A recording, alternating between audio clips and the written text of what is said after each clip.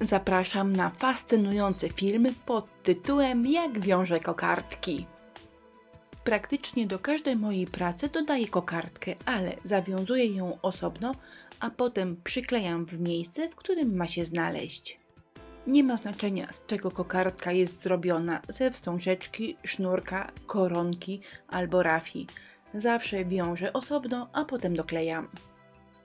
Jak zawiązać kokardkę, pokażę w kilku krokach, ale zacznijmy od podstaw. Jeżeli miałabym zawiązać kokardkę na pędzelku, to zrobiłabym to w ten sposób. Gotowe, a teraz ponownie zawiążę kokardkę, ale pominę pierwszy supełek.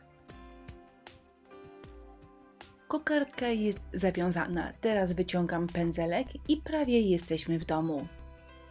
Bo teraz wystarczy zrobić to samo, zawiązać w ten sam sposób, ale pominąć pędzelek. I bez pędzelka wiązanie kokardki wygląda tak. Nic trudnego, pokażę Wam to 3 razy na różnych kokardkach, a potem już na pewno Wam się uda. Ale u mnie zawiązanie kokardki to dopiero połowa sukcesu. Ponieważ druga połowa jest równie ważna i na potrzeby filmu nazwę ją stylizacją. Świeżo zawiązana kokardka zazwyczaj jest za mała, za duża albo nieprawidłowo ułożona.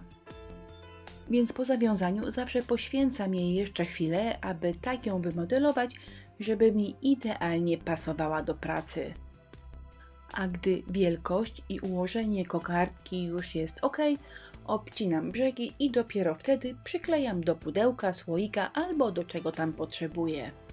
I to jest moja cała skomplikowana tajemnica wiązania kokardek. Wrzucę Wam jeszcze kilka prac z moimi kokardkami, życząc, żeby Wasze wiązały się zawsze idealnie. Dziękuję, do usłyszenia.